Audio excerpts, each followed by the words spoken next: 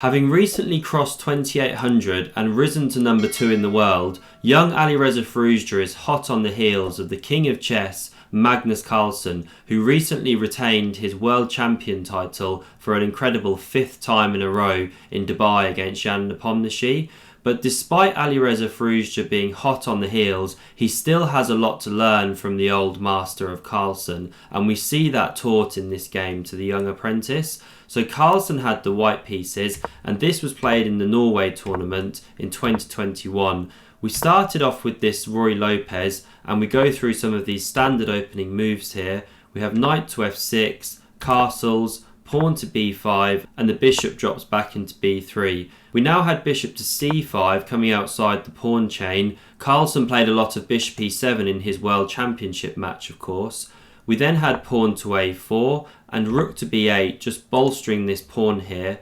c3 now from Carlsen, looking to strike in the centre, a very standard move. And now pawn to d6 from Firouzja. It should be noted that if black chops on e4 here, then it runs into the very strong counter pawn to d4. And basically the problem is that you haven't yet castled your king, and you're already ripping open the centre when white can quickly bring pieces to the e-file. So that's why it's a very bad idea to do this. Instead, d6 was played. Now we had pawn to d4, and this is an instant break in the centre, taking advantage of this bishop which has come to c5. But we're still in theory here, so the bishop drops back, and now this interesting move, pawn to a5, and this pawn's actually immune. If you take with the knight here, then after rook takes on a5, bishop recaptures, we can actually take in the middle here, because after the pawn takes back, we swap the queens, king recaptures, and the knight takes here. And the problem for black is that you're threatening to fork here, and even if the king tries to defend like this, well then you come into c6 and you're hitting these two pieces. So way too many threats to cope with. And the same is true if you take with the bishop here. We run into the exact same tactic, but just in a slightly different move order. So coming back here, that's why after pawn to a5, the bishop simply retreated. And now we had pawn to h3, a very standard move to give the king some luft and also take away this g4 square from the black pieces. Bishop to b7 now developing, and bishop to e3 here. So finally this pawn really is on prise, because white has now blocked the e-file with the bishop, so it's no longer as dangerous for black to take that and run into a heavy piece coming to the file.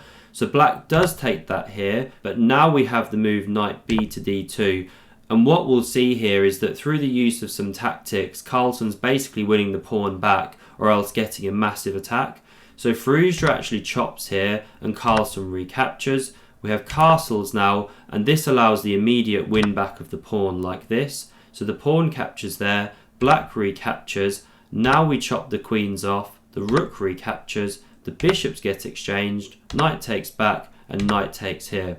If we just run back a few moves very briefly to here, if instead in this position black hadn't gone in for all this and instead had tried something like pawn takes here, well, the problem now is that you can simply take back here with the pawn, and although you're a pawn down, you're running into a really big attack here. Let's say takes, and castles. Yes, black's a pawn up, but the knight has no jumps. The rooks are blocked out by the knight standing here, and this pawn's in the way.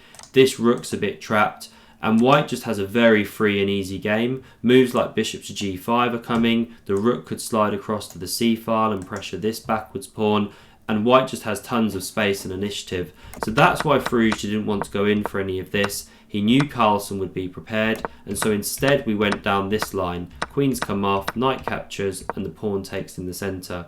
And now Firouzja plays bishop to d5. So he's seeking to exchange this powerful light squared piece, and Carlsen actually ducks back. He'd rather keep that piece on the board as long as he can. Now we had knight to c6. These knights get exchanged. There's nothing too much better. Black recaptures, and white comes to the d-file. So what we actually get now is a big simplification on the board.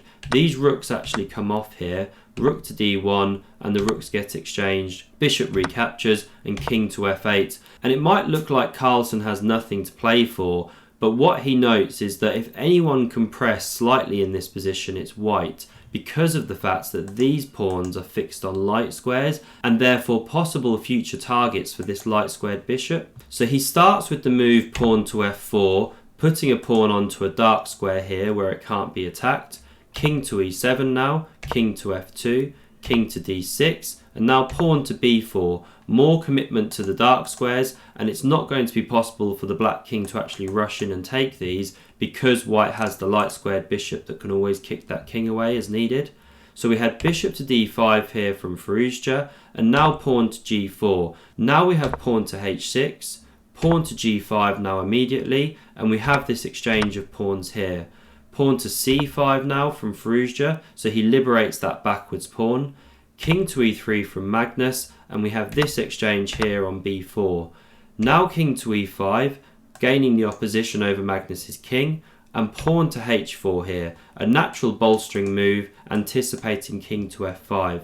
g6 from Firouzja, so he's looking to clamp down on this h5 push, because that's the main way that Carlsen would be creating a passed pawn otherwise. And now Carlsen activates his bishop to g4, trying to come in round the back of these pawns to win the a6 pawn and liberate the a pawn for himself. So that's why Firouzja goes bishop to e6, and now a really nice move from Carlsen. He could drop back here and we could see a repeat of moves from other players, but not Carlsen, no. Instead he finds a way to shake it up here by going pawn to h5.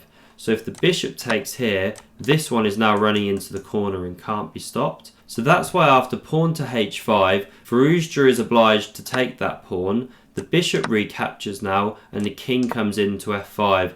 So Magnus is giving up a pawn by playing like this, but this is what he's banking on. So bishop to f3, and now he's threatening to come in here and mop up these pawns. So that's why Firouzja goes bishop to c8.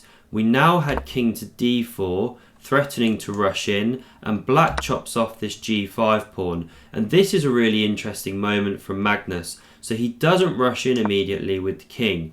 The problem with this variation is that black now gets the f-pawn going in earnest, and you could have something like this on the board. So black starts pushing, the king comes in and kicks the bishop away, the bishop moves out here, we play bishop to b7 to start picking these ones off, and we get bishop e2 now, an important move to both hold this pawn and allow this one to come down the board. We could have bishop takes on a6, pawn to f3, bishop to b7 looking to come back here, now pawn to f2, bishop to g2, and pawn f1 queen. So after captures, we could get something like this, but white just isn't actually in time to win the game, because now the black king starts coming back. Bishop to g2 here to stop queening, and now the king comes to b6. So while the king takes time to pick up that second pawn, now the black king comes back across. And after something like, say, king to b6, king to c8, the point is that black can just stay along these light squares and white can't make any progress. So coming back here, that's why Magnus didn't immediately rush in. Instead, he played king to e5. And the point is that he's trying to pick up this f-pawn before going for these ones so that he doesn't give black this drawing counterplay. Firouzja now plays pawn to f5, and now there's some really delicate steps from Magnus. So king d6, Firouzja pushes on with pawn to f4, but now here's a really lovely move, king back to e5, and he's looking to put black in a zugzwang here, because the black king is now forced to give ground if it moves, and then you lose the pawn.